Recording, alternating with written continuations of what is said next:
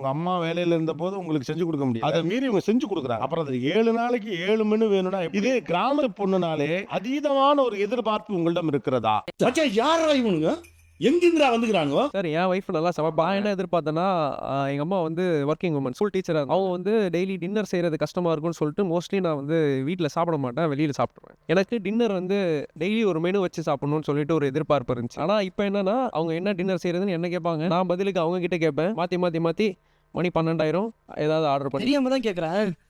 இதெல்லாம் ஒரு பழப்பா? அதுவும் நிச்சயதார்த்தம் ஆனதுக்கு பிறகு நான் அவங்களுக்கு பிரியாணி செஞ்சு கொடுப்பேன், அவங்க எனக்கு சிக்கனு, இறாலு இந்த மாதிரி ஏதாவது செஞ்சு கொடுப்பாங்க. யாருக்கு வீட்டுக்கு தெரியாமல் போய்லாம் சாப்பிட்டுட்டு வந்திருக்கேன். ஆக்சுவலா என்ன பண்ணிடணும்னா கல்யாணம் ஃபிக்ஸ் பண்ணிட்டு கல்யாணம் பண்ணாமலே இருக்கணும்னு நினைக்கிறேன். அது நல்லா போகும் இல்ல? நான் நல்லா சமைப்பேன் சார். இப்போ வந்து அவருக்குன்னு ஒரு மெனு இருக்கும் சார். நான் கல்யாணம் பண்ணதுலேருந்து இப்போ வரைக்கும் எனக்கு பிடிச்ச சாப்பாடுன்னு நான் வந்து எங்கள் அம்மா வீட்டில் பழகியிருப்பேன். இப்போ ஆனதுக்கு அப்புறம் அவருக்கு பிடிச்ச மெனு மட்டும் தான் சார் நான் செஞ்சிட்ருக்கேன்.